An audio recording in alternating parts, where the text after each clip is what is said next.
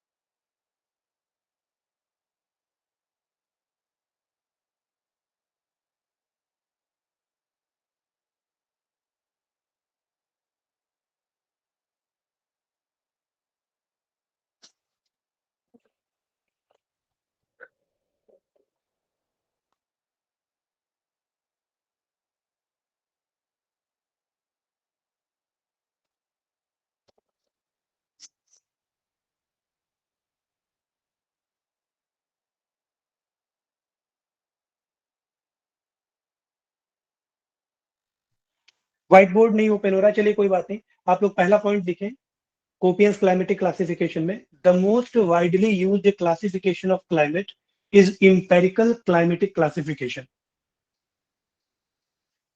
The most widely used classification of climate is empirical climatic classification scheme developed by Köppen. जलवायु का सबसे व्यापक रूप से इस्तेमाल किया जाने वाला वर्गीकरण कोपेन द्वारा सर विकसित स्पीड ज्यादा है। अनुभवजन्य। अच्छा ठीक है, मैं धीरे धीरे बोल रहा हूँ, इसको आराम से आप लोग लिखिएगा। जलवायु का सबसे व्यापक रूप से सर टॉपिक का क्या नाम था? कॉपियंस कोपियन क्लाइमेटिक क्लासिफिकेशन, कोपेन का जलवायु वर्गीकरण। इसमें पहला पॉइंट आपको लिखना है, जलवायु का सबसे व्यापक रूप से इस्तेमाल किया जाने वाला, जलवायु का सबसे व्यापक रूप से इस्तेमाल किया जाने वाला वर्गीकरण कोपेन द्वारा विकसित अनुभवजन्य जलवायु वर्गीकरण योजना है। अनुभवजन्य जलवायु वर्गीकरण योजना है। The most widely used classification of climate is empirical climatic classification scheme developed by Köppen. The most widely used classification of climate is empirical climatic classification scheme developed by Köppen. जलवायु का सबसे व्यापक रूप से इस्तेमाल किया जाने वाला वर्गीकरण कोपेन द्वारा विकसित अनुभवजन्य जलवायु वर्गीकरण योजना है। अब यहां पर देखिए जो इंपेरिकल वर्ड है ये बहुत इंपॉर्टेंट है। कोई बताएगा इंपेरिकल, इंपेरिकल का मतलब क्या होता है?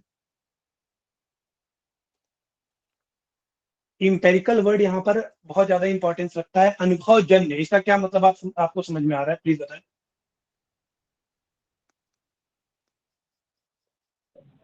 सर मतलब जो किसी सिचुएशन को ऑप्टिमाइज करके रिजल्ट निकाला जाए। Very good, very good, very good. मतलब हम कह सकते हैं it is verifiable by observation और experience rather than a theory और प्योर लॉजिक, राइट। मतलब एक ऐसा लॉजिक जिसे हमने एक्सपीरियंस किया हो। अब कोपियन ने क्या किया कि पूरे वर्ल्ड में ट्रेवल किया, ठीक है। ट्रेवल करके उन्होंने कुछ ऑब्जर्व किया, कुछ कारकों को देखा, और उन कारकों को देखने के बाद उनके कुछ इंप्लीकेशंस बताए। अब उन कारकों को भी हम लिखेंगे। अगर किसी को समझ में नहीं आ रहा है तो एक एग्जांपल मैं दे दूं। जैसे हम बोले कि ड्रॉप अ स्टोन, अगर मैं बोलूं कि पत्थर आप गिरा दो, तो ये कंफर्म है कि ये ग्राउंड पर गिरेगा। इसको बोल देना ये लॉजिक है। Under the influence of gravity अगर हम कोई पत्थर गिरा दें और वो नीचे ही जाएगा, या कोई भी सामान गिरा दें तो वो नीचे ही जाएगा पृथ्वी की ओर, under the influence of gravity. अगर इसे सिर्फ बोल दें तो ये लॉजिक है, लेकिन अगर एक्चुअली हम एक पत्थर गिरा दें और इस चीज को देख लें, ऑब्जर्व कर लें, तो ये इंपेरिकल हो जाएगा। तो जो कोपियन का क्लाइमेटिक क्लासिफिकेशन था, या कोपियन ने जो भी लिखा उसको उसने ऑब्जर्व किया। जब कोपियन ने ऑब्जर्व किया तो उसने क्या पाया? तो अगला पॉइंट लिखिएगा आप लोग। Koppen identified a close relationship between distribution of vegetation and climate. Koppen ने वनस्पति और जलवायु के वितरण के बीच घनिष्ठ संबंध की पहचान की। वनस्पति और जलवायु के वितरण के बीच। मतलब इससे आपको क्या समझ में आ रहा है कि सपोज कीजिए अगर कोपेन इक्वेटोरियल रीजन में ट्रेवल कर रहा है या इक्वेटोरियल रीजन में कुछ ऑब्जर्व कर रहा है, तो वहां पर उसको एक डिस्टिंक्ट टाइप ऑफ वेजिटेशन दिख रहा होगा, एक विशेष प्रकार की वनस्पतियां उसे दिखाई दे रही होगी। उसके बाद जब वो सब ट्रॉपिक में जा रहा होगा तो जो वनस्पतियां इक्वेटोरियल रीजन में थी वो उसको वहां पर नहीं दिख रही होगी। फिर जब वो टेम्परेट जोन में जा रहा होगा तो उसको जो पेड़ पौधे हैं वो कुछ विशेष प्रकार के दिखाई दे रहे होंगे। तो मतलब ही identified a close relationship between a distribution of vegetation and climate. अब ये रिलेशनशिप कोई कंफर्म करेगा क्या है ये रिलेशनशिप? रिलेशनशिप कहने का क्या मतलब है? जैसे सपोज कीजिए आप विश्वत रेखा पर ट्रेवल कर रहे हो और आपको इक्वेटोरियल रेन फॉरेस्ट दिखाई दे रहे हैं, और अब जब आप टेम्परेट जोन में जा रहे हो तो वहां पर आपको कॉनिफेरस ट्रीज दिखाई दे रही है। तो रिलेशनशिप का मतलब ये है यहाँ पर कि पूरी दुनिया में जहां जहां पर भी ये टेम्परेट जोन फैला हुआ है या जो हमारे हायर लेटिट्यूड है वो जहां से भी निकल रहे हैं, वहां पर जो वेजिटेशन का प्रकार है वो सेम है। समझ में आ रही है कि नहीं बात? तो यहां से आप कह सकते हो कि कोपेन ने आइडेंटिफाई किया ये relationship in between vegetation and climate, वनस्पति और जलवायु के बीच जो संबंध है, यहां से उसको समझ में आया। और जब इसने इस पेक्यूलियर कैरेक्टरिस्टिक्स को देखा कि जब हम कहीं पर जा रहे हैं तो वहां पर एक विशेष प्रकार की हमें जलवायु है और इस जलवायु से एसोसिएटेड जो प्लांट्स हैं, जो वेजिटेशन है, वो ये पर्टिकुलर है, तो इसके लिए कुछ कारक इंपॉर्टेंट होंगे और सबसे इंपॉर्टेंट कारक थे टेम्परेचर और प्रेसिपिटेशन। इन दोनों कारकों को, टेम्परेचर और प्रेसिपिटेशन को, जब वेजिटेशन के साथ या डिस्ट्रीब्यूशन ऑफ वेजिटेशन के साथ या वनस्पतियों के वितरण के साथ जब जोड़ करके देखा कोपेन ने, तो उसने कुछ क्लाइमेटिक डिवीजन दिए, पूरे वर्ल्ड को कुछ क्लाइमेट्स में डिवाइड किया। हम उन्हीं को पढ़ेंगे आज। तो इसको आप लिख लीजिएगा, he selected certain values of temperature and precipitation. He select, हाँ जी सर ये क्वेश्चन जो आपने बोला था इसका पॉइंट है, हिंदी में बोल दीजिए। मैं बिल्कुल हिंदी में ही बता रहा हूँ, साथ साथ में जो भी मैं इंग्लिश में बोल रहा हूँ वो हिंदी में भी बोल रहा हूँ। ठीक है, के बीच पहले इंग्लिश में बोलेंगे फिर हिंदी में बोलेंगे। ही सेलेक्ट, सर ये वाला पॉइंट रिपीट। कोपेन ने वनस्पति और जलवायु के वितरण के बीच, अच्छा, कोपेन ने वनस्पति और जलवायु के वितरण के बीच घनिष्ठ संबंध की पहचान की, है ना? जो आपका जलवायु है और जो वनस्पति है इसके बीच में एक संबंध की उसने पहचान की, और इसके लिए जो कारक थे फिर उसने बताया, वो कारक क्या थे? अगला पॉइंट देखिए, उन्होंने तापमान और वर्षण के कुछ मूल्यों का चयन किया। तापमान और वर्षण के कुछ मूल्यों का चयन किया और उन्हें वनस्पति के वितरण से संबंधित किया। तापमान और वर्षण के कुछ मूल्यों का चयन किया और उन्हें वनस्पति के वितरण से संबंधित किया, और इन मूल्यों का उपयोग जलवायु को वर्गीकृत करने का, और इन मूल्यों का उपयोग करके उन्होंने जलवायु को वर्गीकृत करने का प्रयास किया। अब इंग्लिश वाले लिखेंगे, Koppen identified a close relationship between distribution of vegetation and climate. Kopian identified a close relationship between distribution of vegetation and climate. Then he selected certain values of temperature and pressure, precipitation, and related them to the distribution of vegetation.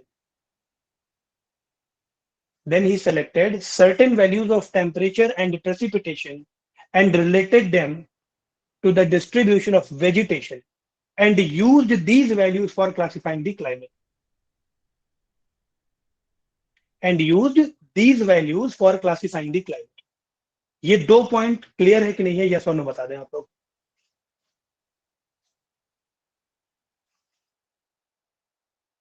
Yes और no में आप बता दें, comment section में भी आप बता सकते हैं कि ये दो पॉइंट क्लियर है कि नहीं, आपने सही से लिख लिया है कि नहीं लिख लिया है। सर जी एक बार और रिपीट कर दो, हिंदी और सर इंग्लिश पर दोनों लिख में। नहीं पाए सही से, कोई बात नहीं, मैं दूसरा पॉइंट सर क्योंकि ऑनलाइन में वॉइस कंपेयर। अच्छा कोई बात नहीं, कोई बात थोड़ी नहीं, धीरे धीरे बोल, मैं धीरे, जल्दी हो जा रहा है। ठीक है, मैं धीरे धीरे बोल रहा हूँ। पहले इंग्लिश बोल रहा हूँ, इंग्लिश जब बोलूंगा तो हिंदी वाले नहीं बोलेंगे, और इंग्लिश के बाद हिंदी का नंबर आएगा, ठीक है? दूसरा पॉइंट मैं फिर से बोल रहा हूँ, कोपियन identified a close relationship between Kopian identified a close relationship between the distribution of vegetation and climate. Kopian identified a close relationship between the distribution of vegetation and climate. अब हिंदी में बोल रहा हूं, कोपेन ने वनस्पति और जलवायु के वितरण के बीच,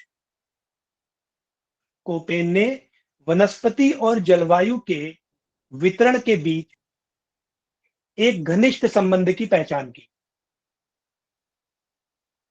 कोपेन ने वनस्पति और जलवायु के वितरण के बीच एक घनिष्ठ संबंध की पहचान की। इंग्लिश वालों के लिए है, आप लोग लिखिएगा, ही selected certain values of temperature, he selected certain values of temperature and precipitation, or we can say that rainfall. He selected certain values of temperature and rainfall or precipitation and related them to the distribution of vegetation. He selected certain values of temperature and precipitation and related them to the distribution of vegetation and used these values for classifying the climate. And used these values for classifying the climate. अब हिंदी वाले इसको लिखेंगे, उन्होंने तापमान और वर्षण के कुछ मूल्यों का चयन किया। उन्होंने तापमान और वर्षण के कुछ मूल्यों का चयन किया और उन्हें वनस्पति के वितरण से संबंधित किया। उन्होंने तापमान और वर्षण के कुछ मूल्यों का चयन किया और उन्हें वनस्पति के वितरण से संबंधित किया और इन मूल्यों का उपयोग जलवायु को वर्गीकृत करने के लिए किया और इन मूल्यों का उपयोग जलवायु को वर्गीकृत करने के लिए किया। एक बार प्लीज बता दें कि लिख लिया है कि नहीं सभी ने ये दोनों पॉइंट। यस सर, लिख लिया सर। ठीक है, अब आप देख रहे होंगे आपके मैंने एक फिगर यहाँ पर दे रखा है, शेयर कर रखा है आप लोगों से, मैप में आप देख रहे होंगे। तो जो क्लाइमेटिक क्लासिफिकेशन कोपेन ने किया, कलर कोडिंग भी है यहाँ पर और कुछ अल्फाबेट्स का इस्तेमाल किया कोपेन ने। अब यहाँ पर इसका कोई लॉजिक नहीं है कि किसी पर्टिकुलर क्लाइमेट के लिए कैपिटल ए क्यों है या स्मॉल एफ क्यों है ना, ये आपको याद करना पड़ेगा और इसको मैं भी लिखवा दूंगा अलग करके भी। अब जैसे एएफ है, AF represents tropical wet climate, है ना, उष्ण कटिबंधीय आर्द्र जो जलवायु है उसको रिप्रेजेंट कर रहा है एएफ।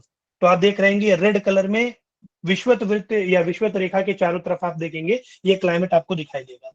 अब एक एक करके इसे हम लोग डिस्कस करेंगे।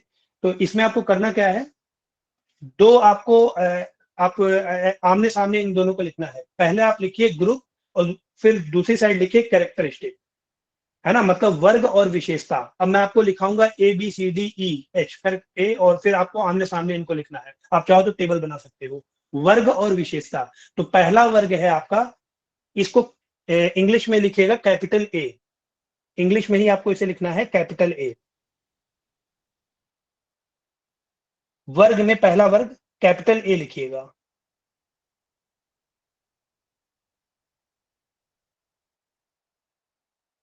ठीक है, और कैपिटल ए के सामने लिखिएगा उष्ण कटिबंधीय। जो कैपिटल ए है वो आपका उष्ण कटिबंधीय जो जलवायु हो उसको प्रदर्शित कर रहा है। और इंग्लिश वाले लिख लेंगे उसी में स्लैश लगा करके आगे ट्रॉपिकल। कैपिटल ए जो है ये रिप्रेजेंट कर रहा है उष्ण कटिबंधीय या ट्रॉपिकल।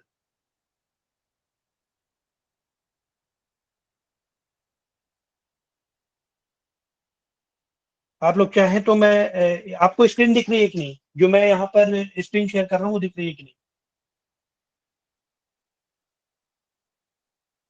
ऐसे आपको लिखना है, देखिए ग्रुप और दूसरी तरफ आप लिखिएगा कैरेक्टरिस्टिक, मतलब वर्ग और विशेषता। यहां पर आप लिखिए ए, कैपिटल ए के आगे लिखिए ट्रॉपिकल, ट्रॉपिकल लिख लीजिए और या फिर स्लैश लगा के लिख लीजिएगा उष्ण कटिबंधीय। ठीक है, उष्ण कटिबंधीय हिंदी में। और इसके आगे कैरेक्टरिस्टिक के नीचे आपको लिखना है इसकी विशेषता। विशेषता जो मैं बोल रहा हूँ वो आपको लिखना है। तो सबसे पहले इंग्लिश वाले लिखेंगे average temperature of the coldest month is 18 degree centigrade और हायर। एवरेज टेम्परेचर जो है कोल्डेस्ट मंथ की वो कितनी है, 18 डिग्री सेंटीग्रेड या इससे ज्यादा, 18 डिग्री सेंटीग्रेड और हायर। हिंदी वाले लिखेंगे सबसे ठंडे महीने का औसत तापमान 18 डिग्री सेल्सियस या इससे अधिक होता है।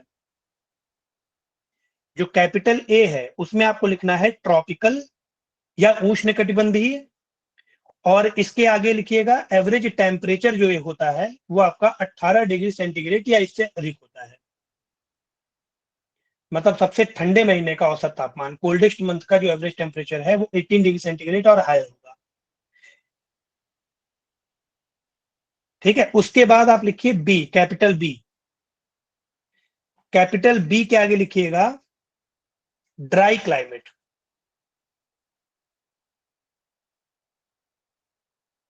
ड्राई क्लाइमेट के आगे हिंदी वाले स्लैश लगा के लिख लेंगे शुष्क जलवायु। शुष्क जलवायु, इसकी विशेषता में आप लिखेंगे संभावित वाष्पीकरण वर्षण से अधिक होता है। संभावित वाष्पीकरण वर्षण से अधिक होता है। इंग्लिश में लिखेंगे पोटेंशियल इवेपोरेशन एक्सीड्स प्रेसिपिटेशन। जो इवेपोरेशन होता है it is greater than rainfall या प्रेसिपिटेशन। उसके बाद अगला लिखिएगा आप लोग सी, कैपिटल में लिखिएगा ये सारे ए बी और सी। कैपिटल सी में लिखिए वार्म टेम्परेट।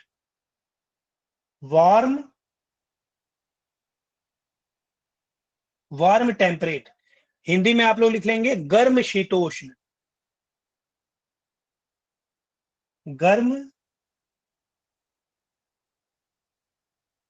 गर्म शीतोष्ण। इसके आगे विशेषता में लिखेंगे, इंग्लिश में लिखेंगे the average temperature of coldest month, the average temperature of coldest month of the mid latitude climates is higher than -3 degree centigrade but below 18 degree centigrade। मतलब मध्य अक्षांशीय जलवायु के सबसे ठंडे महीने का औसत तापमान 0 से 3 डिग्री सेंटीग्रेड अधिक लेकिन 18 डिग्री सेंटीग्रेड से कम होता है। मध्य अक्षांशीय जलवायु, हाँ जी बताएं। धीरे धीरे सर बोलिए। स्पीड थोड़ी कम रख लो सर ताकि उतार पाए, थोड़ी धीरे धीरे बोल दो सर। अच्छा अच्छा ठीक है ठीक है। एक्चुअली मैं डिक्टेट करता नहीं हूँ ना कभी, तो इसलिए कोई बात नहीं, वो सही हो जाएगा, अभी थोड़ी देर में आ जाएगा। सर एक बार इंग्लिश वाला रिपीट प्लीज कर दीजिए और हिंदी हाँ वाला भी। इंग्लिश एक, हाँ तीसरा सी वाले के लिए ना, सी है आपका वार्म टेम्परेट। वार्म टेम्परेट में आपको लिखना है the average temperature of coldest month, the average temperature of coldest month of mid latitude climate, the average temperature of coldest month of mid latitude climate is higher than -3 degree centigrade। The average temperature of coldest month of the mid latitude climate is higher than -3 degree centigrade but below 18 degree centigrade। मतलब 3 से 18 के बीच में होता है। जो mid latitude climate में coldest month होता है उसका एवरेज टेम्परेचर -3 से 18 के बीच में होता है। Higher than -3 degree centigrade but below than 18 degree centigrade. Hindi वाले लिखेंगे मध्य अक्षांशीय जलवायु का जो सबसे ठंडा महीना होता है उसका औसत तापमान, मध्य अक्षांशीय जलवायु के सबसे ठंडे महीने का औसत तापमान 0 से 3 डिग्री सेंटीग्रेड अधिक लेकिन 18 डिग्री सेंटीग्रेड कम होता है। अगर सभी ने लिख लिया हो तो प्लीज एक बार कंफर्म कर दें। सर छूट गया। सर दोबारा रिपीट कर चलिए दीजिए। हाँ फिर से बोल रहा हूँ, सी लिखिएगा। सी में है गर्म शीतोष्ण या वार्म टेम्परेट। सी रिप्रेजेंट्स गर्म शीतोष्ण या वार्म टेम्परेट। इसमें आप लिखिएगा the average temperature of coldest month of mid latitude climate, the average temperature of coldest month of mid latitude climate is higher than -3 degree centigrade but lower than 18 degree centigrade। The average temperature of coldest month of mid latitude climate is higher than -3 degree centigrade but lesser than 18 degree centigrade। Hindi में लिखिएगा मध्य अक्षांशीय जलवायु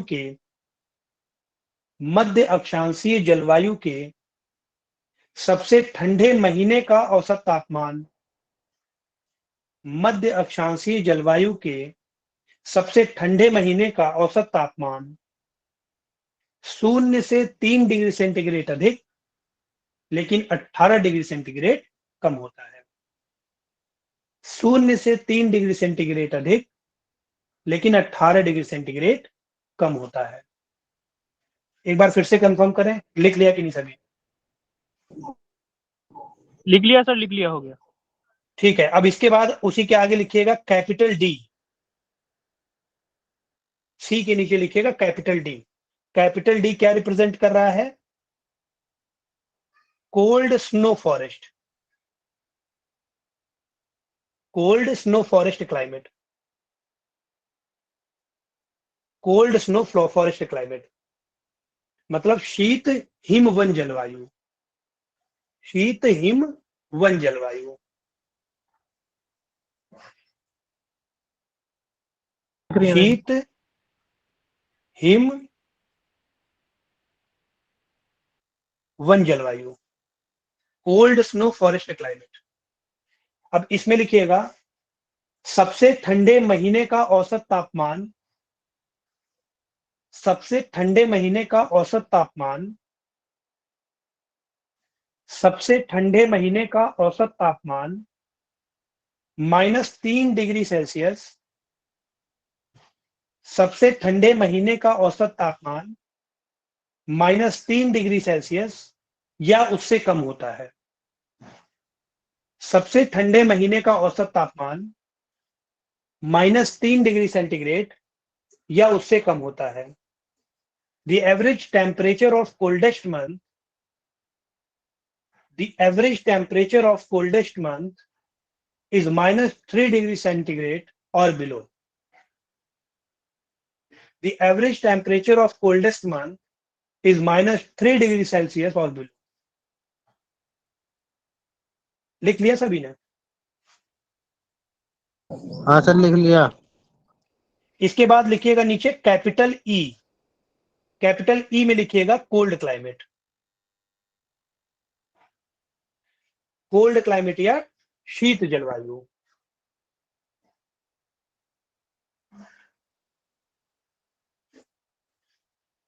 cold climate में आप लोग लिखिएगा सभी महीनों के लिए औसत तापमान, सभी महीनों के लिए औसत तापमान, सभी महीनों के लिए औसत तापमान 10 डिग्री सेल्सियस से नीचे होता है, 10 डिग्री सेल्सियस से नीचे होता है। सभी महीनों के लिए औसत तापमान 10 डिग्री सेल्सियस से नीचे होता है। Average temperature for all months is below 10 degree centigrade. Average temperature of all months is below 10 degree centigrade. और इसके बाद लिखिएगा कैपिटल एच। कैपिटल एच जो है ये रिप्रेजेंट करता है हाईलैंड्स को। कैपिटल एच जो है ये उच्चावच भूमि को रिप्रेजेंट करता है या ऊंची भूमि को रिप्रेजेंट करता है, ऊंची भूमि। ठीक है, अब यहां पर आपको पता है कि अगर एलिवेशन है, अगर हाइट है तो कोल्ड ड्यू टू एलिवेशन। इसके आगे लिखिएगा कोल्ड ड्यू टू एलिवेशन, ऊंचाई के कारण ठंडा रहता है, कोल्ड ड्यू टू एलिवेशन, ऊंचाई के कारण ठंडा होता है। अब एक बार प्लीज सभी लोग कंफर्म कर दीजिए कि ये टेबल बन गई है कि नहीं आप लोगों की, ये टेबल कंप्लीट बन गई है कि नहीं?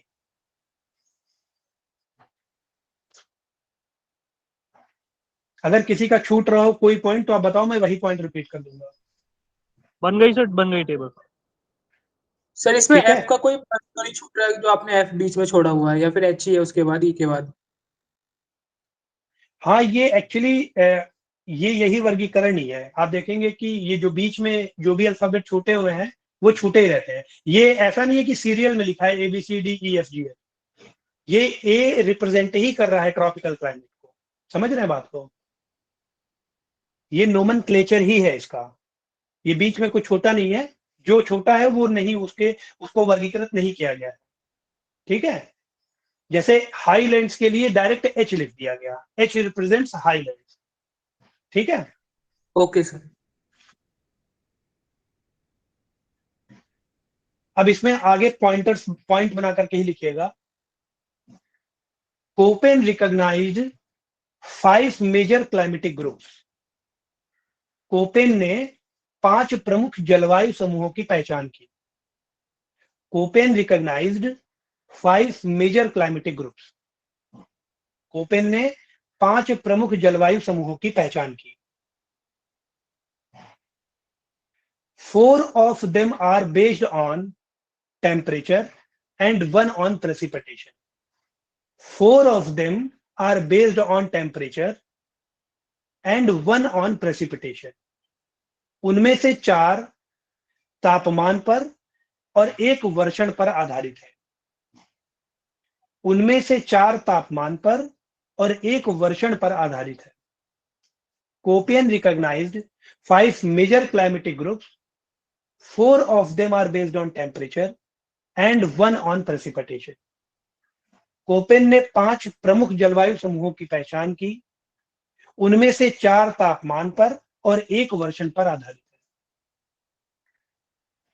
अगला पॉइंट लिखिएगा।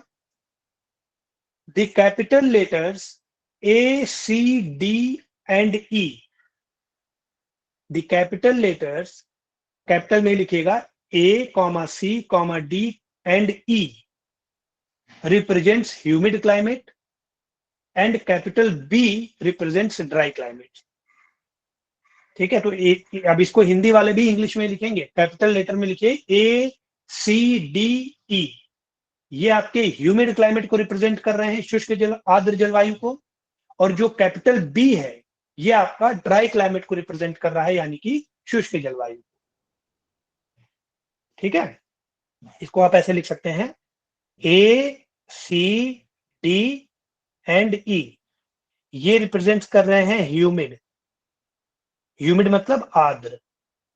ठीक है, और जो B है ये रिप्रेजेंट करेगा ड्राई, ड्राई क्लाइमेट को, मतलब कि शुष्क जलवायु। ठीक है, अगला पॉइंट लिखिएगा। इसमें किसी का छूट तो नहीं रहा है? कोई ऐसा है जिसका छूट रहा हो तो प्लीज बता दें। नहीं सर। ठीक है, अगला पॉइंट लिखिए। The climatic groups are subdivided into types. The climatic groups are subdivided into types designated by small letters based on seasonality of precipitation and temperature. तो इसको आराम से लिखिएगा। Climatic groups are subdivided into types designated by small letters, क्योंकि आपको पता है कि कैपिटल लेटर्स में आपने जो मेन क्लाइमेटिक डिवीजन था वो कर दिया। अब इसको आप सब डिवाइड करोगे कई पार्ट में, है ना। ए को कई पार्ट में डिवाइड करोगे, सी को कई पार्ट में डिवाइड करोगे। तो जो क्लाइमेटिक ग्रुप्स हैं they are subdivided into types designated by small letters. तो अब हम small A B C d लिखेंगे। ठीक है, तो designated by small letters based on seasonality of precipitation and temperature. Based on seasonality of precipitation and temperature. Hindi वाले लिखेंगे वर्षा तापमान की विशेषताओं, वर्षा कॉमा तापमान की विशेषताओं और मौसम के आधार पर, वर्षा कॉमा तापमान की विशेषताओं और मौसम के आधार पर जलवायु समूहों को छोटे अक्षरों द्वारा नामिक प्रकारों में विभाजित किया जाता है। वर्षा कॉमा तापमान की विशेषताओं और मौसम के आधार पर जलवायु समूहों को छोटे अक्षरों द्वारा नामित प्रकारों में विभाजित किया जाता है। Climate groups are subdivided into types designated by small letters which is based on seasonality of precipitation and temperature characteristics. सभी ने लिख लिया है, आगे बढ़े।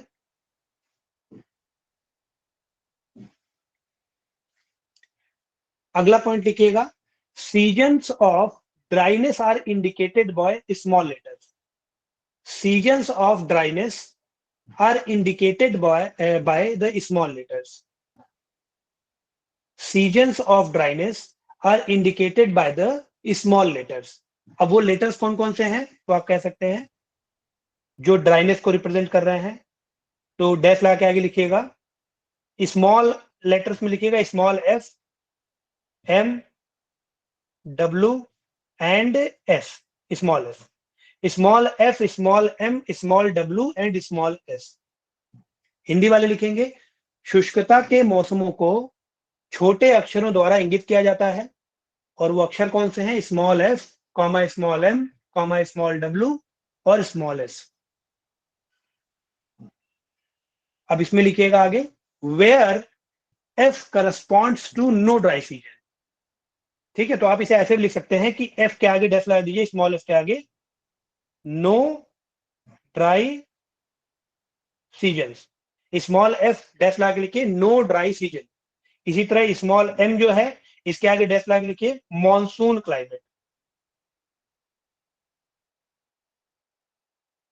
ठीक है, उसके बाद स्मॉल डब्ल्यू है, स्मॉल डब्ल्यू के आगे डैश लगा के लिखिए विंटर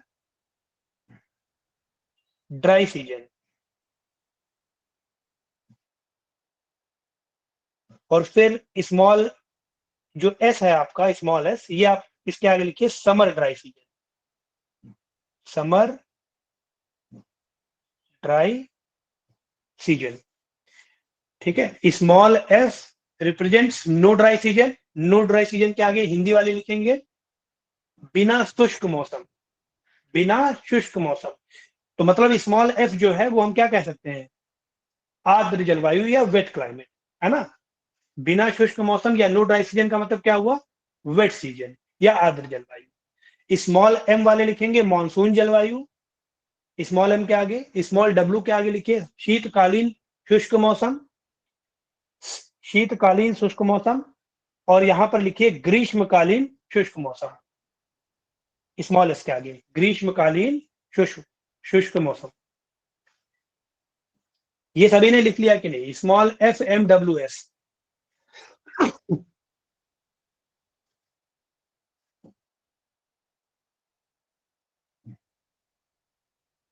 सभी ने लिख लिया तो प्लीज कंफर्मेशन दे दें, अगर छूटा हो तो बता दें, दोबारा रिपीट कर दूंगा. हाँ सर, रिपीट कर दीजिएगा दोबारा. हिंदी में. हिंदी वाले लिखेंगे शुष्कता के मौसमों को छोटे अक्षरों द्वारा इंगित किया जाता है. शुष्कता के मौसमों को छोटे अक्षरों द्वारा इंगित किया जाता है. अब डैश लगा के या कोलन लगा के आगे बढ़िए, नेक्स्ट लाइन में लिखिए जैसे मैंने यहाँ पे लिखा है, आप स्क्रीन पे देखिए. स्मॉल एफ के आगे लिखिए बिना शुष्क मौसम, स्मॉल एफ के आगे लिखेंगे बिना शुष्क मौसम. स्मॉल एम रिप्रेजेंट करेगा मॉनसून जलवायु को, मानसून जलवायु को रिप्रेजेंट करेगा स्मॉल एम. डब्ल्यू के आगे लिखेंगे शीतकालीन शुष्क मौसम, और स्मॉल एस के आगे लिखेंगे समर जो ड्राई सीजन है उसके आगे लिखेंगे ग्रीष्मकालीन शुष्क मौसम.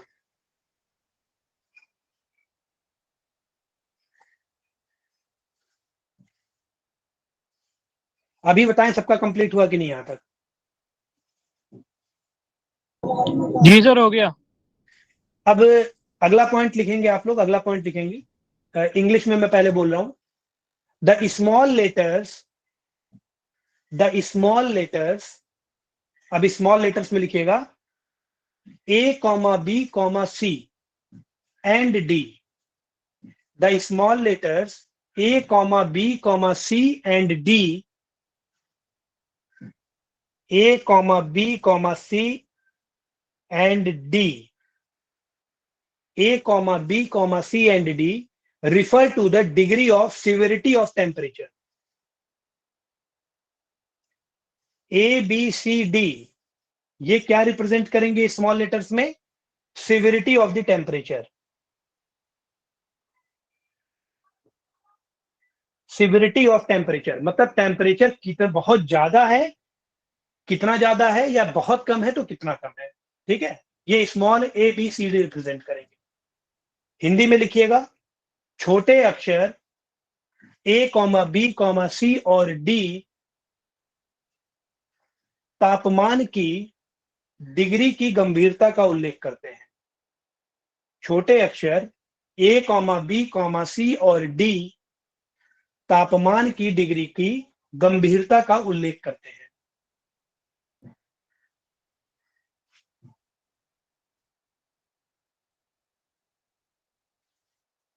A, B, C और D तापमान की डिग्री की गंभीरता का उल्लेख करते हैं। Small letters A, B, C and D refer to the degree of severity of the temperature. अब ऊपर आपने एक जगह लिखा होगा, उस वाली लाइन को भी सिर्फ पढ़ना है। कैपिटल लेटर्स में आपने लिखा होगा A, C, D, E, है ना। A, C, D and E, ये आपको क्या दिखा रहा था? Humid climate. और B क्या दिखा रहा था? Dry climate. ऊपर वाली लाइन में आपको दिख रहा होगा। या सोनो में जवाब दीजिए। Yes sir. जो बड़े अक्षर yes sir. A, C, D, E हैं, ये ह्यूमिड क्लाइमेट दिखा रहे थे, और B को मैंने कहा था ये शुष्क जलवायु को या ड्राई क्लाइमेट को दिखा रहे थे। तो अब ध्यान दीजिए, अभी तक हम लोगों ने जितना भी ये डिवीजन लिखा है स्मॉल लेटर्स में, F, M, W, S, A, B, C, D, ये एसोसिएटेड थे A, C, D और E से ही, है ना। अब इसमें अगला पॉइंट आप बना के लिखेंगे, कैपिटल B डैश ला के लिखिए ड्राई क्लाइमेट। ये जो ड्राई क्लाइमेट है, कैपिटल B है, ये सब डिवाइडेड है दो पार्ट में, कैपिटल S और कैपिटल W। तो लिखिएगा द B/ड्राई climate are subdivided using capital letters S for steppe और semi arid and W for desert. मतलब इसको ऐसे आप देखिए, स्क्रीन पर देखिएगा। हाँ, मैं बता रहा हूं, स्क्रीन पर देखिएगा। B आपका रिप्रेजेंट करेगा ड्राई क्लाइमेट को, ये हमने ऊपर लिखा है। अब B जो है, ये कैपिटल S और कैपिटल W दो पार्ट में सब डिवाइडेड है। जो कैपिटल S है, ये आपका दिखाएगा स्टेपी और सेमी एरिड, और जो कैपिटल W है, ये हम कहेंगे डिजर्ट। अब क्लियर है कि नहीं सभी को? हिंदी वाले लिखेंगे इसी तरह, कैपिटल B के आगे शुष्क जलवायु, और कैपिटल S जो है, ये आपका स्टेपी या अर्ध शुष्क को दिखाएगा, और जो कैपिटल W है, ये आपका रेगिस्तानी क्षेत्र को दिखाएगा। इस जो कैपिटल S है, ये स्टेपी या अर्ध शुष्क को दिखाएगा, और जो कैपिटल W है, ये रेगिस्तानी क्षेत्र को दिखाएगा। और ये डिवीजन है ड्राई क्लाइमेट का। अगर इतनी बात क्लियर हो तो प्लीज सभी लोग बता दो। अगर किसी को डाउट हो या कुछ छूट गया हो तो उसको मैं लिखवा दूंगा।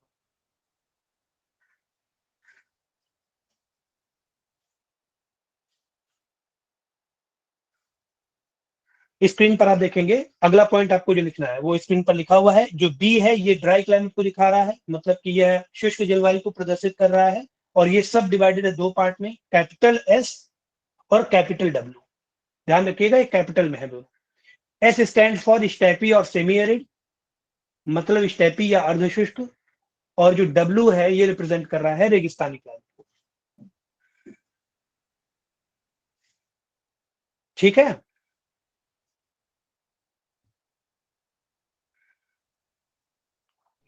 ठीक है सर, ठीक है। अब यहाँ पर आप देखिए, इसी आपने जो लिखा है उसमें देखिएगा, हम एक लाइन आपने लिखी है इसी के जस्ट ऊपर वाला पॉइंट, जो लास्ट पॉइंट है उसके जस्ट ऊपर आपने लिखा है कि स्मॉल लेटर्स में A, B, C, D जो है, ये सिविरिटी ऑफ टेम्परेचर को दिखा रहे हैं। तो अभी बहुत ज्यादा क्लियरिटी नहीं हो रही है कि A, B, C, D तापमान की क्या गंभीरता का उल्लेख कर रहे हैं। तो अभी आप इसको नेक्स्ट पॉइंट में बना करके लिखिएगा। पहले हेडिंग डालिएगा ह्यूमिड क्लाइमेट, ह्यूमिड क्लाइमेट या आर्द्र जलवायु। हेडिंग डालिएगा ह्यूमिड क्लाइमेट या आर्द्र जलवायु। अब इसमें सब पॉइंट बना करके लिखिएगा, ह्यूमिड क्लाइमेट या आर्द्र जलवायु। इसमें सबसे पहला पॉइंट है स्मॉल a। स्मॉल a के आगे डैश लगा दीजिए। स्मॉल a का क्या मतलब है? Hot summer in which average temperature is above 22 degree centigrade. ठीक है, स्मॉल a जो है, इसका क्या मतलब है? हॉट समर जिसमें, स्क्रीन पर भी आप लोग देखते रहिएगा, जो एवरेज टेम्परेचर है it is greater than 22 degree centigrade. ठीक है, स्मॉल ए का मतलब है हॉट समर या आप कह सकते हो गर्मी का या ग्रीष्मकाल का वो है समय जिसमें औसत तापमान 22 डिग्री सेल्सियस से ऊपर होता है। हिंदी वाले लिखेंगे, स्मॉल ए के आगे डैश लगा के लिखेंगे ग्रीष्मकाल का वह समय जिसमें औसत तापमान 22 डिग्री सेल्सियस से ऊपर होता है। ठीक है, इसके बाद जो स्मॉल सी है उसके आगे डैश बना के लिखिएगा, it refers to cool summer. Cool summer जहां पर एवरेज टेम्परेचर जो है, average temperature is below 22 degree centigrade. ठीक है, मतलब गर्मी का वह समय जहां औसत तापमान 22 डिग्री सेल्सियस से नीचे होता है, वो आपका स्मॉल सी को रिप्रेजेंट करता है। उसके बाद लिखेंगे स्मॉल एफ। स्मॉल एफ के आगे लिखेंगे जो पहले ही हम लोगों ने लिखा है, कोई बताएगा क्या लिखा है हम लोगों ने? सर सी वाला रिपीट कर देना नो हिंदी ड्राई में। सीजन। नो ड्राई सीजन, हाँ। सी वाला एक बार दोबारा लिख लें। सी का मतलब है कूल समर, मतलब गर्मी का वह समय जहां पर औसत तापमान 22 डिग्री सेल्सियस से नीचे होता है या 22 डिग्री सेंटीग्रेड से कम होता है। ठीक है, वो स्मॉल सी होता है। समर को क्या लिखे, ठंडी गर्मी? हाँ लिख दें, बिल्कुल।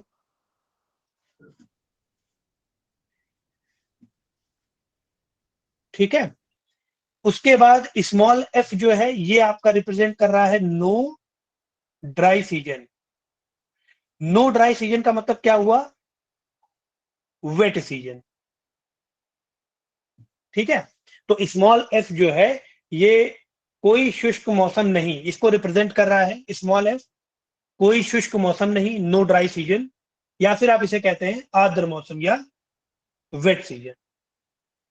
ठीक है, अब यहां पर देखिए स्मॉल एफ को वेट सीजन क्यों नहीं बोला गया? क्योंकि अब इसके आगे वाला जो डिवीजन है वो है स्मॉल डब्ल्यू, तो यहां पे कंफ्यूजन ना हो। स्मॉल डब्ल्यू का मतलब है dry season in winter. Dry season in winter. Dry season in winter, या फिर आप कह सकते हैं हिंदी में सर्दियों में शुष्क मौसम का प्रतिनिधित्व करता है। जो स्मॉल डब्ल्यू है ये सर्दियों में शुष्क मौसम का प्रतिनिधित्व करता है। ड्राई सीजन इन विंटर, इसीलिए हम लोगों ने वेट सीजन नहीं लिखा, यहां पर स्मॉल एफ को लिख दिया नो ड्राई सीजन। क्योंकि स्मॉल एफ को अगर वेट सीजन लिखते तो स्मॉल डब्ल्यू से कंफ्यूज रहते, है ना। कोपे ने शायद ऐसा ही कुछ सोचा होगा, इसलिए उसने स्मॉल डब्ल्यू को बोल दिया ड्राई सीजन इन विंटर, सर्दियों में शुष्क मौसम, और स्मॉल एफ को बोल दिया no dry season. Wet season ना बोल करके नो ड्राई सीजन उसने बोल दिया। क्लियर हो रहा है कि नहीं? प्लीज एक बार बताएं। जी सर। ठीक है, इसके आगे लिखिएगा स्मॉल एस। अगले पॉइंट में small S. Small S represents a dry season in summer. Dry season in summer, मतलब गर्मियों में शुष्क मौसम का प्रतिनिधित्व करता है। जो स्मॉल एस है it represents dry season in summer, या गर्मियों में शुष्क मौसम का प्रतिनिधित्व करता है। ठीक है, जो स्मॉल एम है ये ऑलरेडी आपको पता है मॉनसून क्लाइमेट को दिखाता है, मॉनसून क्लाइमेट या मॉनसून जलवायु को। इसके बाद जो स्मॉल एच है, स्मॉल एच आपका दिखाता है, ये ध्यान से लिखिएगा स्मॉल एच को, it means where the annual average temperature is less than 18 degree centigrade. Annual average temperature is less than 18 degree centigrade, ये आपका स्मॉल एच है। ठीक है, और इसी में एक और लिखिएगा स्मॉल जी। स्मॉल जी जो है ये दिखाएगा समर रेनफॉल को, समर रेनफॉल को। सर एच को हिंदी में बोलना। एच है आपका annual average temperature less than 18 degree centigrade. Hindi में इसका मतलब है वार्षिक औसत तापमान 18 डिग्री सेल्सियस से कम है। वार्षिक औसत तापमान, एनुअल एवरेज टेम्परेचर का हिंदी क्या होगा? वार्षिक औसत तापमान लेस देन 18 डिग्री सेंटीग्रेड, है ना, 18 डिग्री सेंटीग्रेड से कम। एम का मतलब है मॉनसून, हिंदी और इंग्लिश दोनों में लिखेंगे मॉनसून। तो ये जो डिवीजन हम लोगों ने देखा, ये डिवीजन किसका था? जो ए बी सी से स्टार्ट किया हम लोगों ने, ए से, यहां से जो स्टार्ट किया, ये था ह्यूमिड क्लाइमेट। ह्यूमिड क्लाइमेट, उसी हेडिंग के अंदर तो आप लोग लिख रहे होगे, ह्यूमिड क्लाइमेट जो हेडिंग थी उसी के अंदर ये सारे पॉइंट लिखा है ना आपने? हाँ सर, उसी के अंदर। ठीक है, इसके बाद अब तो अगला पॉइंट, अगला हेडिंग बनाइएगा, ड्राई सर, क्लाइमेट। हाँ, समर रेनफॉल को हिंदी में क्या कहेंगे? ग्रीष्म वर्षा। ग्रीष्मकालीन वर्षा, जी बिल्कुल, ग्रीष्मकालीन वर्षा। अगला हेडिंग है ड्राई क्लाइमेट। ड्राई क्लाइमेट या शुष्क जलवायु, शुष्क जलवायु।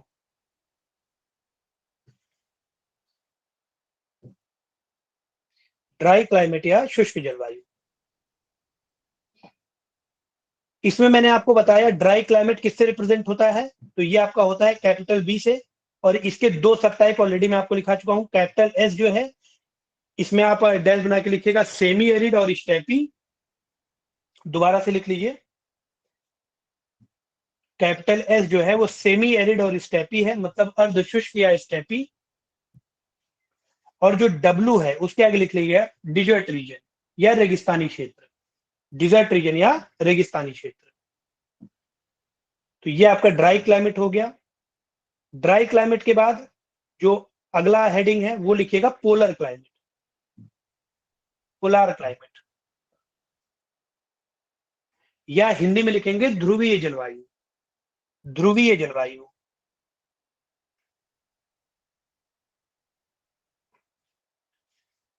ध्रुवीय जलवायु में आप लिखेंगे, पहला है कैपिटल टी, ठीक है, दूसरा है आपका कैपिटल एफ, और तीसरा है कैपिटल एच। तो कैपिटल टी के आगे लिखेंगे टुंड्रा, टुंड्रा वाले हिंदी में टुंड्रा लिख लेंगे। एफ का मतलब है आइस कैप, या आप इसको बर्फाच्छादित क्षेत्र भी कह सकते हैं हिंदी में, आइस कैप, या इंग्लिश में ही आप इसे लिख लें आइस कैप।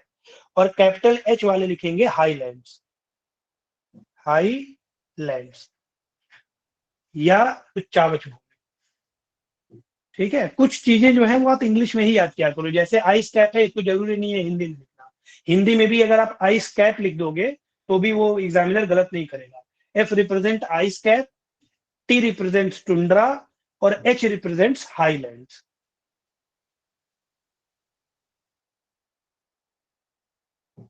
आगे बढ़े। Yes sir. तो देखिए ये जो एक्रोनिम्स यूज हो रहे थे वो मैंने आपको लिखा दिया, मतलब जो अल्फाबेट है उनका मतलब क्या है। जैसे आप देखोगे कई जब क्लाइमेटिक क्लासिफिकेशन वाला, आप जो पहले मैंने एक फिगर खोला था वर्ल्ड मैप वाला, तो उसमें कहीं लिखा होगा A capital A small F, capital A small M, capital A small W, capital B W और फिर स्मॉल के, है ना।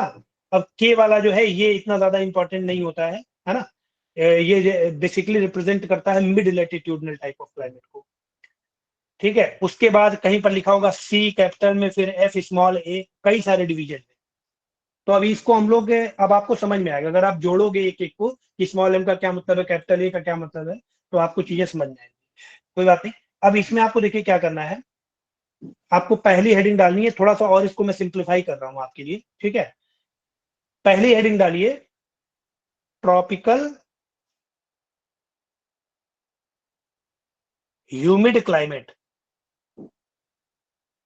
उष्णकटिबंधीय आर्द्र जलवायु, ट्रॉपिकल ह्यूमिड क्लाइमेट, उष्णकटिबंधीय आर्द्र जलवायु।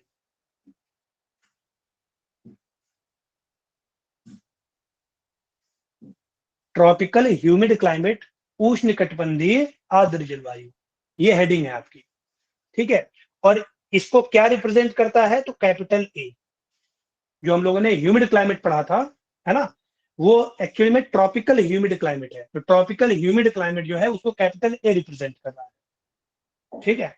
अब इसके आगे आप इसमें सब हेडिंग बनाएंगे, पहली वो लिखेंगे ट्रॉपिकल वेट, ट्रॉपिकल वेट या उष्णकटिबंधीय आर्द्र।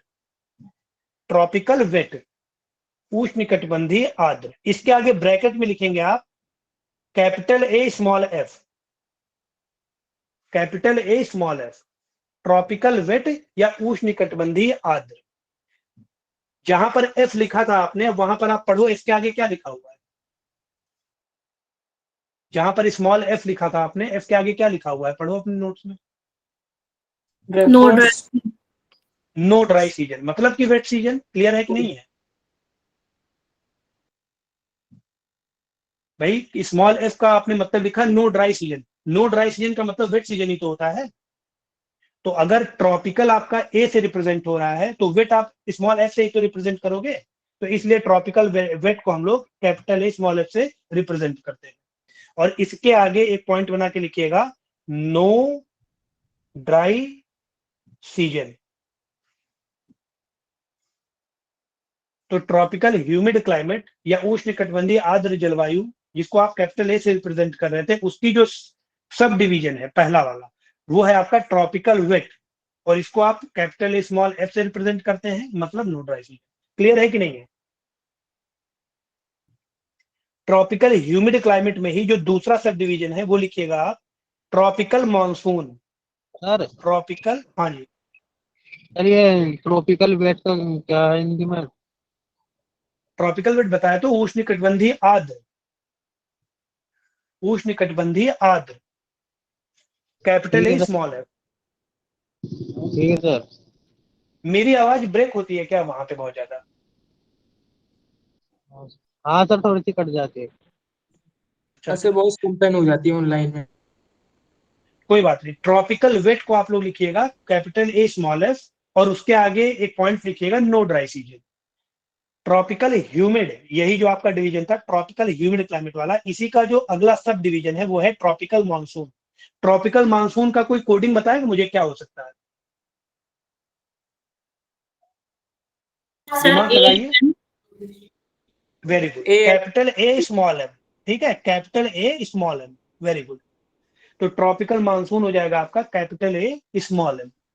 इसके आगे एक पॉइंट बना के लिखिए ट्रॉपिकल मानसून का मतलब उष्णकटिबंधीय मानसून जलवायु। हिंदी वाले लिखेंगे उष्णकटिबंधीय मानसून जलवायु, कैपिटल ए स्मॉल एम। अब इसमें जो इसकी विशेषता है वो क्या है? मॉनसूनल, मॉनसूनी, मॉनसूनल, मानसून प्रकार की जलवायु मिलती है। और एक और अगला पॉइंट लिखिएगा short dry season, short dry season. Short dry season का मतलब हुआ छोटा शुष्क मौसम, छोटी शुष्क जलवायु। क्योंकि आपको पता है कि भारत में जब मानसून में जो मुख्यतः रेनफॉल होती है, वर्षण होता है, वो मानसूनल रेनफॉल ही तो होती है। तो जो ड्राई सीजन है, जो ड्राई स्पेम, वो बहुत कम होता है मानसून टाइप ऑफ क्लाइमेट जब हमारे यहाँ होता है ना। जो जून, आप कह लो कि अप्रैल मई जून जुलाई अगस्त, ये वाले जो महीने होते हैं इसमें रेनफॉल बहुत ज्यादा होती है, तो ड्राई सीजन का टाइम पीरियड बहुत कम होता है। तो ट्रॉपिकल मानसून की कैरेक्टरिस्टिक क्या होगी, विशेषता कि मानसूनल जलवायु होगी और ड्राई सीजन बहुत छोटा होगा। ठीक है। और इसी में अगला जो सब हेडिंग है, तीसरा वाला, ट्रॉपिकल ह्यूमिड क्लाइमेट में ही जो तीसरी हेडिंग है, उष्णकटिबंधीय आर्द्र जलवायु की जो तीसरी सब हेडिंग है, वो लिखिए tropical wet and dry. Tropical wet and dry, tropical wet and dry, ये होता है ए और स्मॉल डब्ल्यू, कैपिटल ए और स्मॉल डब्ल्यू। अब देखिए ट्रॉपिकल है तो वेट तो होगा ही, तो ट्रॉपिकल वेट अगर है और उसमें ड्राई ड्राई भी है, तो अब देखिए अपने कोडिंग में पीछे स्मॉल डब्ल्यू के आगे आपने क्या लिखा है? ड्राई इन विंटर्स लिखा होगा। स्मॉल डब्ल्यू के आगे ड्राई इन विंटर्स, सर्दियों में शुष्क मौसम, यही तो लिखा है स्मॉल डब्ल्यू के आगे। Yes sir. Yes sir. तो ट्रॉपिकल वेट ये रिप्रेजेंट करेगा कैपिटल ए, और जो ड्राई है वो रिप्रेजेंट करेगा स्मॉल डब्ल्यू। तो कोडिंग इसकी क्या हो जाएगी? ए स्मॉल डब्ल्यू। ठीक है। और इसकी विशेषता में लिखिएगा विंटर ड्राई सीजन। जो विंटर होता है वो ड्राई सीजन होता है, सर्दियां जो होती हैं वो शुष्क होती हैं। ऐसे हिंदी में तो बता दीजिएगा। बता तो रहा हूं। ट्रॉपिकल वेट एंड ड्राई, इसको लिखिएगा उष्णकटिबंधीय शुष्क और आर्द्र जलवायु। इसकी कोडिंग कीजिए कैपिटल ए स्मॉल डब्ल्यू, उष्णकटिबंधीय शुष्क और आर्द्र जलवायु, कैपिटल ए स्मॉल डब्ल्यू। और इसकी विशेषता क्या होगी? विंटर ड्राई सीजन, सर्दियां शुष्क होती हैं। ठीक है।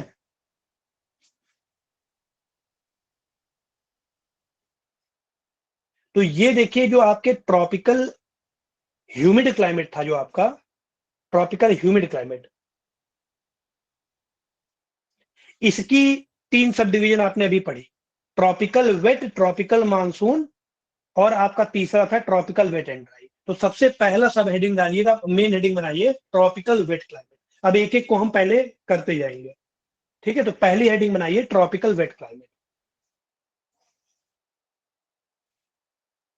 पहली हेडिंग होगी capital A small F, tropical wet climate.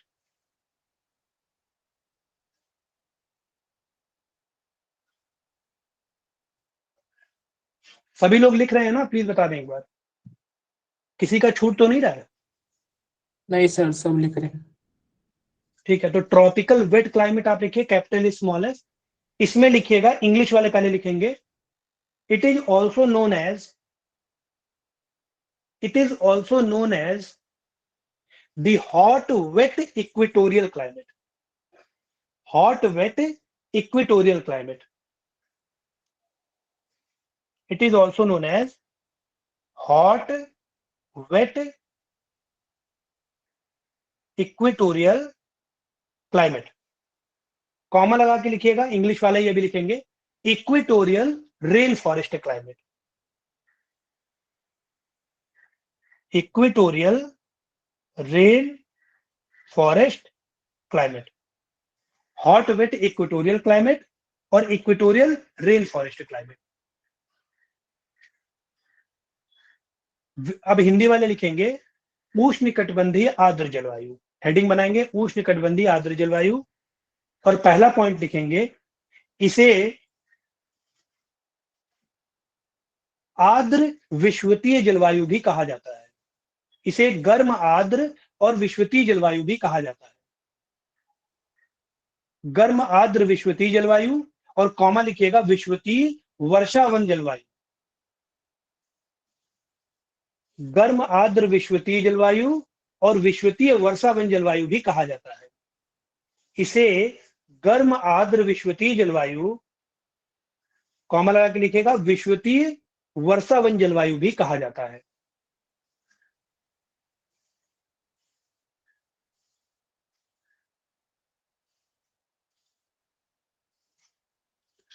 अब इंग्लिश वाले लिखेंगे the regions are generally, the regions are generally referred as, the regions are generally referred as equatorial rainforest, the regions are generally referred as equatorial rainforest, comma equatorial evergreen forest, comma tropical moist broadleaf forest. The regions are generally referred as equatorial rainforest, equatorial evergreen forest, comma tropical moist broad-leaved forest.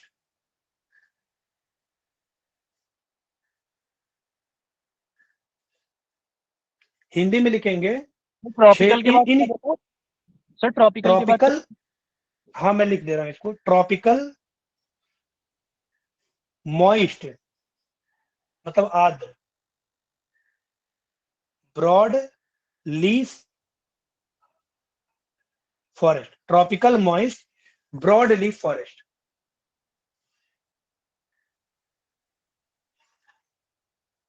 Sir ये deciduous से अलग है? जी बिल्कुल, पर्णपाती one होते हैं ना वो।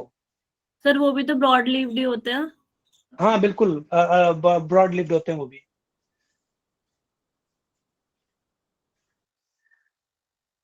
हिंदी में लिखेंगे। अभी आगे ये डिवीजन हम लोग देखेंगे वेजिटेशन में, जब इसके जाएंगे, है ना, तो ये सब देखेंगे, rain forest, deciduous forest, evergreen forest, कहाँ कहाँ पर मिलते हैं पेड़, इनमें पौधे कौन से इंपॉर्टेंट होते हैं, ये सब मैं लिखूंगा। उष्णकटिबंधीय आर्द्र जलवायु, इसमें आप लिखेंगे हिंदी वाले, इन क्षेत्रों को आमतौर पर, इन क्षेत्रों को आमतौर पर विषुवतीय वर्षावन,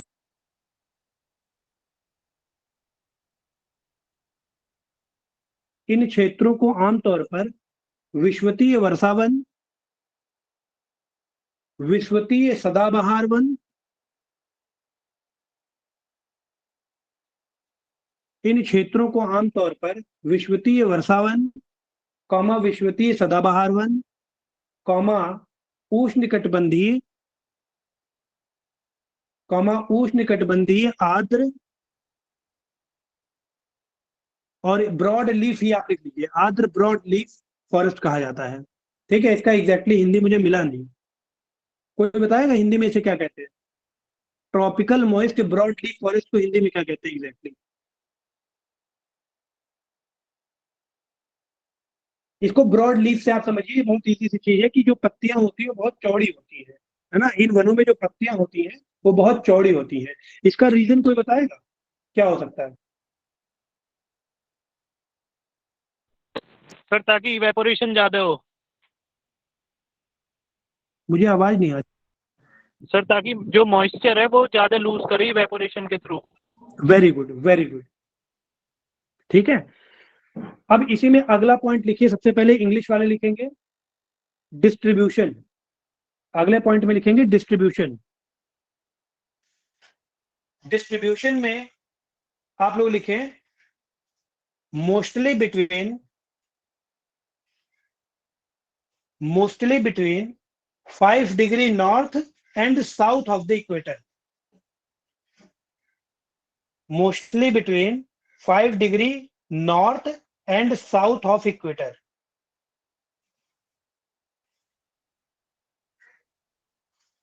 अब आप बताइए, क्या यहां पर साइक्लोन्स आ सकते हैं इस रीजन में?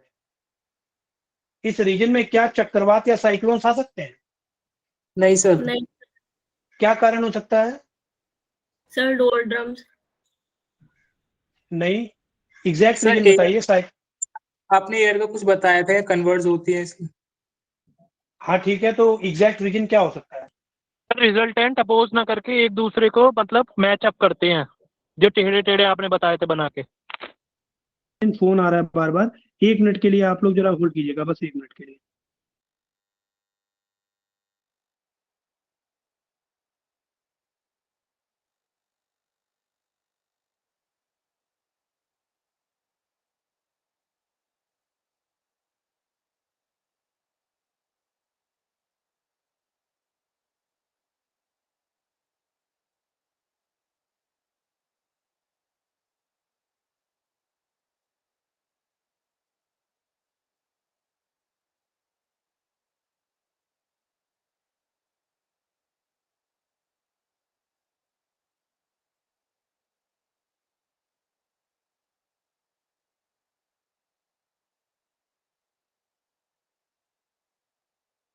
हाँ, आप में से किसी को रीजन समझ में आया कि यहाँ पर ट्रॉपिक साइक्लोन्स क्यों नहीं आते?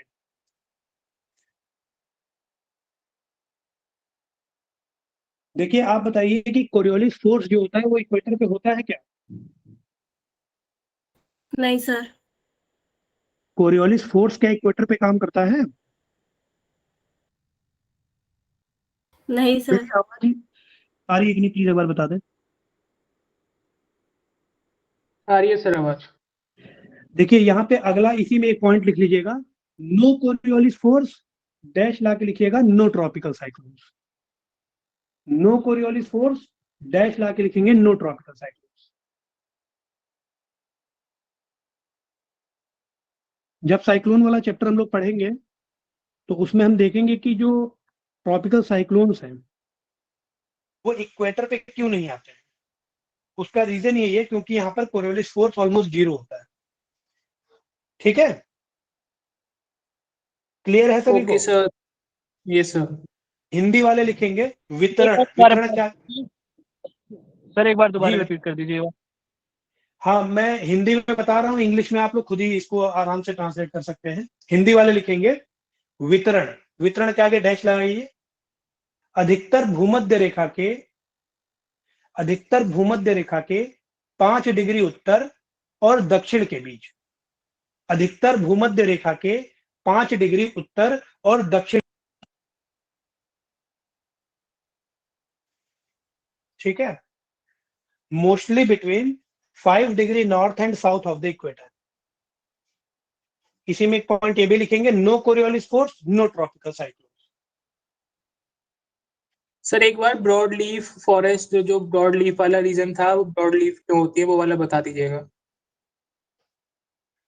अभी देखिए, इसको एक्सप्लेनेशन तो इसका आएगा अभी, है ना, जब हम लोग वेजिटेशन पढ़ेंगे, तो अभी आप इसको एज इट इज लिख लीजिए कि उसको ट्रॉपिकल मॉइस्ट ब्रॉडलीफ फॉरेस्ट बोला जाता है। अभी आगे फिर आने वाला है तो दोबारा रिपीट हो गए वही सारे कॉन्सेप्ट, है ना, तो इसको भी आप एज इट इज लिख लीजिए। अभी आगे वेजिटेशन में हम पढ़ेंगे इसको। डिस्ट्रीब्यूशन लिखिएगा, mostly between 5 degree north and south of the equator, no Coriolis force, no tropical cyclone. कोई कोरियोलिस बल नहीं, डैश लाइक लिखिएगा, कोई उष्णकटिबंधीय चक्रवात नहीं आते हैं। अगला पॉइंट लिखिएगा कि इनका डिस्ट्रीब्यूशन क्या है वर्ल्ड में, ये वर्ल्ड में कहां कहां पाए जाते हैं। ट्रॉपिकल वेट क्लाइमेट जो है आपका, ये पूरे वर्ल्ड में कहां कहां पर मिलता है। तो लिखिएगा, it's greatest extent, it's greatest extent is found in lowlands of Amazon. Its greatest extent is found in lowlands of Amazon, Congo, Malaysia, and East Indies.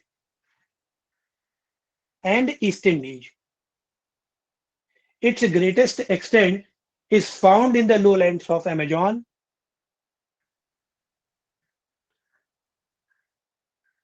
अब देखिए, एक मैंने आपको स्क्रीन पर आपको एक मैप दिख रहा होगा, सभी को दिख रहा है कि नहीं? यस सर, सबको। अब यहाँ पर जो जो मैं रीजन बता रहा हूँ वो सारे यहाँ कवर हो जाएंगे। सबसे ज्यादा ही क्या इसका एक्सटेंट होता है, it is found in lowlands of Amazon, तो ब्राजील वाला जो पोर्शन आपको दिख रहा है।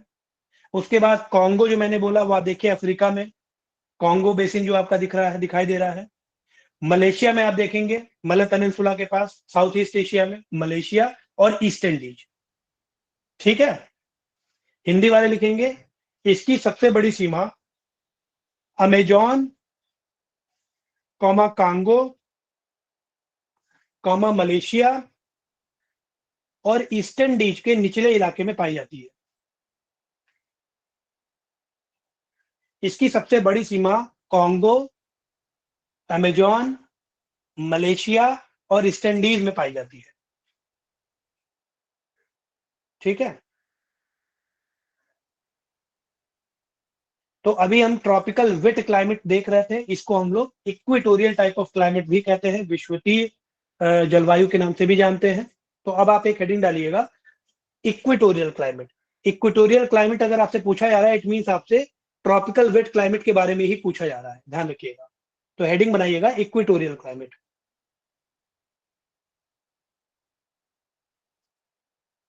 इक्वेटोरियल क्लाइमेट,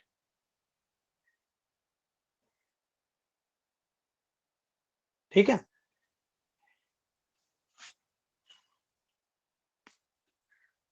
अब इसमें आप बताइए, इक्वेटोरियल क्लाइमेट में जो आपकी वायु राशि है, जलवायु में या वातावरण में जो वायु राशि है वो कैसी होगी इक्वेटोरियल क्लाइमेट की, जो एयर मास है वो कैसा होगा, कोई बताएगा? इक्वेटोरियल क्लाइमेट में जो वायुमंडल में एयर मास है, वायु राशि है, वो किस प्रकार की होगी? वायु राशि आप जानते हैं कि नहीं? वायु राशि या एयर मास, इससे कोई परिचित है कि नहीं है?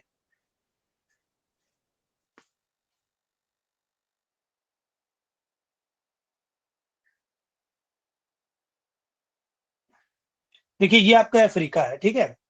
अफ्रीका के बाद यहां पर आप देखेंगे ऊपर एशिया का, यूरेशिया का पोर्शन, यहां पर आपको साइबेरिया दिखाई देगा। अफ्रीका में सहारा मरुस्थल के ऊपर वायुमंडल में जो एयर है उसका टेम्परेचर और प्रेशर कंडीशन पूरे सहारा मरुस्थल के ऊपर जो आपका एयर मास है या जो वायु राशि है, उसका टेम्परेचर और प्रेशर कंडीशन तो एक ही ऐसा होगा ना? यस और नो प्लीज बताइए।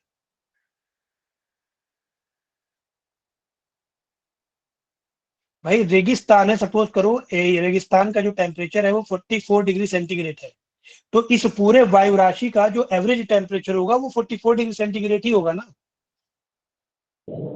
जी सर। पूरे मरुस्थल के ऊपर जो एक वायु राशि है आपका जो एयर मास है, ठीक उसी तरह जो साइबेरियन एरिया है हमारा, जो साइबेरिया का एरिया है, उसके ऊपर जो वायु राशि होगी, एयर मास होगा, सपोज करो उसका टेम्परेचर है 2 डिग्री सेंटीग्रेड, तो एवरेज टेम्परेचर पूरे वायु राशि का या एयर मास का तो वैसा ही होगा 2 डिग्री सेंटीग्रेड। अगर एक बहुत बड़ा ग्लेशियर है उसके ऊपर की जो हवा होगी उसका टेम्परेचर प्रेशर कंडीशन तो सेम ही होगा।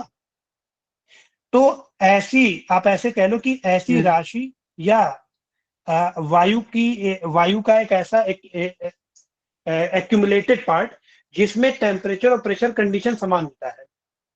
पोलर रीजन्स में जो एयर मास होते हैं वो जनरली ठंडे होते हैं, इक्वेटोरियल रीजन में जो एयर मास होते हैं वो जनरली गर्म होते हैं। ये स्टेटमेंट सही है कि गलत है? पोलर रीजन या ध्रुवीय क्षेत्रों में रिपीट कर। पोलर रीजन या ध्रुवीय क्षेत्रों में जो वायु राशि का प्रकार होता है वो ठंडा होता है, जबकि जो इक्वेटोरियल और विषुवतीय क्षेत्र है वहां पर जो वायु राशि है वायुमंडल में उसका प्रकार गर्म होता है। ये सही है कि गलत?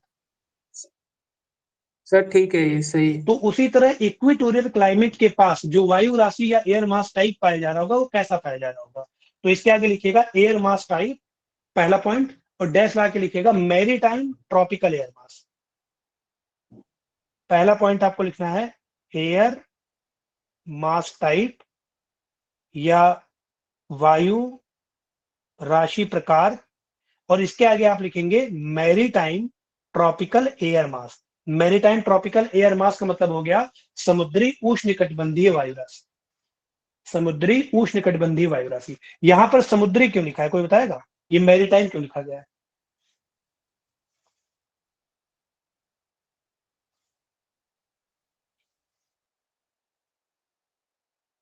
इक्वेटोरियल क्लाइमेट में मैरीटाइम हमने क्यों लिखा है, कोई बताएगा?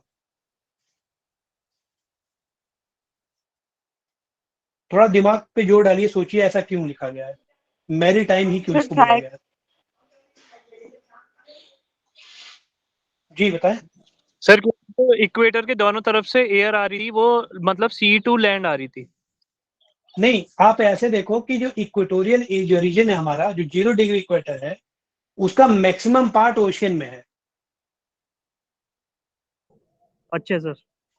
है कि नहीं है? मैक्सिमम पार्ट जो ये रीजन है, इस रीजन का मैक्सिमम पार्ट ओशियन के ऊपर लाई करता है। जी सर। तो इसलिए हम इसे मैरीटाइम बोलते हैं। ठीक है। ट्रॉपिकल क्यों बोल रहे हैं? क्योंकि इक्वेटर के पास है और एयर मास की हम बात कर रहे हैं, इसलिए ये एयर मास से वायु राशि हो जाएगी।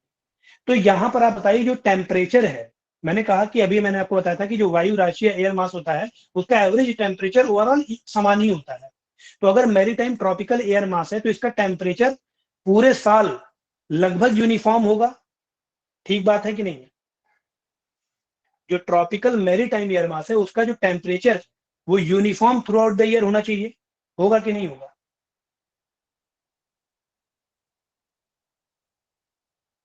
साल भर एक समान तापमान बना रहेगा कि नहीं बना रहेगा? कैसे सर? ये आपका इक्वेटोरियल रीजन है, ठीक है। इसके ऊपर जो एयर मास है उसका जो तापमान है वो साल भर एक समान, अगर मैं बोलूं कि its temperature is uniform through out the year, तो ये स्टेटमेंट गलत है कि सही है? मतलब साल भर जो तापमान है वो लगभग एक समान बना रहता है, यह स्टेटमेंट सही है कि गलत? सही है सर। बिल्कुल सही होगा। इसका एक रीजन और भी है, क्योंकि आप देखिए इक्वेटोरियल जो रीजन है हमारा, वहां पर जो सन होता है वो पूरे साल में 2 बार ओवरहेड होता है, तो ये रीजन में ऑलमोस्ट एक जैसा तापमान बना रहता है। और आप इसको ऐसे भी कह सकते हैं कि चूंकि तापमान एक समान रहता है पूरे साल, तो यहां पर हमें कोई विंटर सीजन देखने को नहीं मिलता है, जो इक्वेटोरियल रीजन है हमारा। तो अगर क्वेश्चन आपसे पूछा जाएगा तो देखिए इनके क्वेश्चन किस प्रकार के आते हैं प्रीलिम्स में और मेंस में। मेंस में आपको सीधे कह देगा इक्वेटोरियल टाइप ऑफ क्लाइमेट को आपको डिस्क्राइब करना है, ठीक है। मान लो 125 में डिस्क्राइब करने के लिए लिख दिया। तो उसमें आपको क्या क्या लिखना है और क्या क्या करना है। सबसे पहले तो आप मैप बना लो, मैप बना करके जो डिस्ट्रीब्यूशन मैंने बताया ट्रॉपिकल ह्यूमिड क्लाइमेट का, वो मैप बना के डिस्ट्रीब्यूशन दिखा दो कि अमेजोन बेसिन हो गया, कॉन्गो हो गया, मलेशिया हो गया, वेस्ट इंडीज हो गया, मैप में ही आप उसको इंडिकेट कर दो। दूसरी बात, आप एयर मास टाइप में लिखोगे मैरीटाइम ट्रॉपिकल एयर मास, और जो बहुत इंपॉर्टेंट पॉइंट है वो आप नहीं छोड़ोगे, जो कि है temperature which is uniform through out the year, साल भर एक सा तापमान बना रहता है।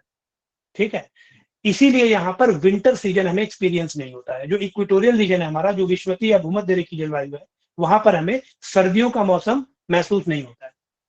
और फिर आप लिखोगे मीन मंथली टेम्परेचर जो है वो 27 डिग्री सेंटीग्रेड पर ही बना रहता है साल।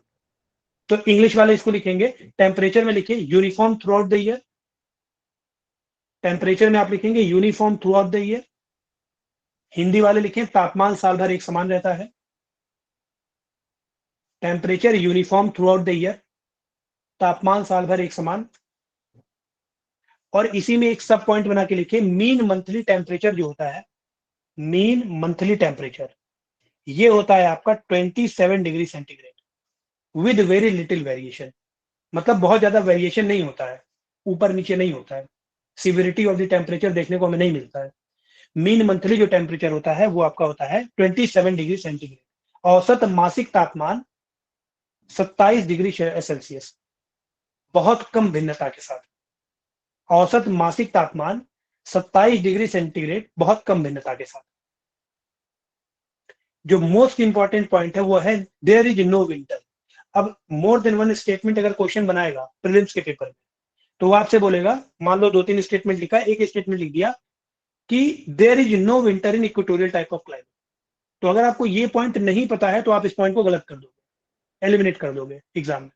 तो ध्यान रखना, इसका एक सबसे इंपॉर्टेंट विशेषता क्या है कि देयर इज नो विंटर। तो अगला पॉइंट लिख लीजिएगा, देयर इज नो विंटर, कोई सर्दी का मौसम नहीं आता है। और it is very typical to the equatorial rain forest climate. No winter जो मैंने बताया है, it is specially for the equatorial rain forest climate, ध्यान रखिएगा।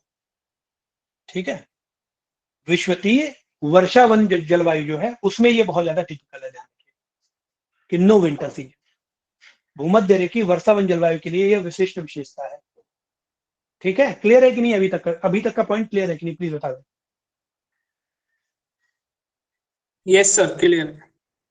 ठीक है, अगला पॉइंट लिखेंगे, इंग्लिश वाले लिखेंगे cloudiness and heavy precipitation moderate the daily temperature. Cloudiness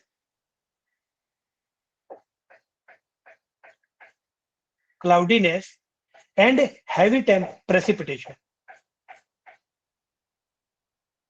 precipitation moderate the daily temperature.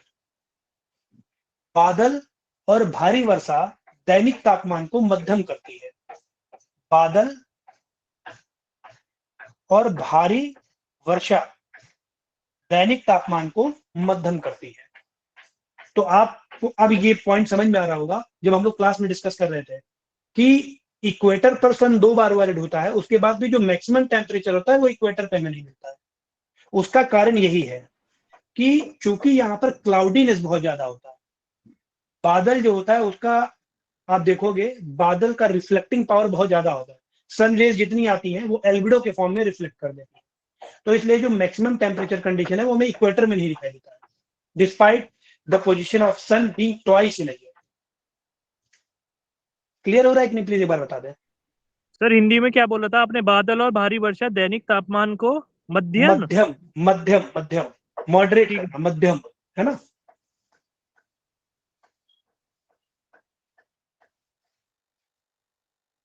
तो इसीलिए जो मैक्सिमम टेम्परेचर है, अधिकतम तापमान की जो परिस्थिति है वो इक्वेटर पर नहीं बनती है। ये भी लिख लीजिएगा, अधिकतम तापमान की परिस्थिति विषुवत रेखा पर या भूमध्य रेखा पर या भूमध्य रेखीय जलवायु में नहीं बनती है।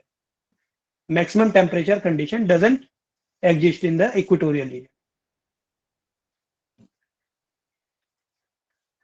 अगला पॉइंट लिखिएगा, regular land and sea breezes assist in maintaining a truly equable climate. Regular land and sea bridges assist in maintaining a truly equitable climate.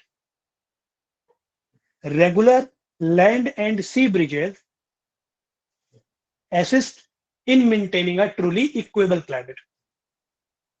नियमित भूमि और समुद्र की हवाएं वास्तव में समान जलवायु बनाए रखने में सहायता करती है। नियमित भूमि और समुद्र की हवाएं वास्तव में समान जलवायु बनाए रखने में सहायता करती है। Regular land and sea breezes assist in maintaining a truly equable climate. इस पॉइंट में किसी को डाउट है तो प्लीज बताएं। सर इक्वेबल या इक्विटेबल? कुछ भी लिख सकते हैं, इक्वेबल भी लिख सकते हैं, इक्विटेबल भी लिख सकते हैं। ठीक है sir. Regular land and sea bridges assist in maintaining a truly equitable climate or equable climate. नियमित भूमि और समुद्र की हवाएं वास्तव में समान जलवायु बनाए रखने में सहायता करती है। इस पॉइंट में अगर डाउट हो तो प्लीज बोल दें। नहीं सर। अच्छा, आप में से ऐसे कितने लोग हैं जिन्हें ये नहीं पता है लैंड ब्रिज और सी ब्रिज चलती कैसे? इसका रिवीजन अगर आपको चाहिए तो बताइए, जल्दी से बता दूं। लैंड ब्रिज और सी ब्रिज बता दीजिए सर। ठीक है, एक बार ध्यान से देखिएगा स्क्रीन पर। ये आपका ओशियन है, ठीक है, और ये है आपका लैंड। अब हम बात कर रहे हैं दिन के टाइम की। यहां पर आप सन बना, दिन के टाइम में आपको पता है कि जो भूमि होती है, स्पेसिफिक हीट कैपेसिटी वाला जो कॉन्सेप्ट है वो ध्यान रखिएगा, विशिष्ट ऊष्मा जो क्षमता है। तो लैंड और वाटर को अगर हम कंपेयर करें तो जो भूमि है वो जल्दी गर्म और जल्दी ठंडी हो जाती है इन कंपैरिजन टू वाटर। ये वाला कॉन्सेप्ट आप याद रखिएगा कि जो भूमि है वो जल्दी से गर्म और जल्दी जल्दी ठंडी हो जाती है अगर हम पानी से इसका कंपैरिजन करें तो आप बताइए दिन के समय भूमि पर ज्यादा तापमान होगा या पानी में? सर लैंड पे होगा। लैंड पे टेम्परेचर ज्यादा होने के कारण जो प्रेशर है वो टेम्परेचर के इनवर्सली प्रोपोर्शनल होता है, तो प्रेशर कम हो जाता है।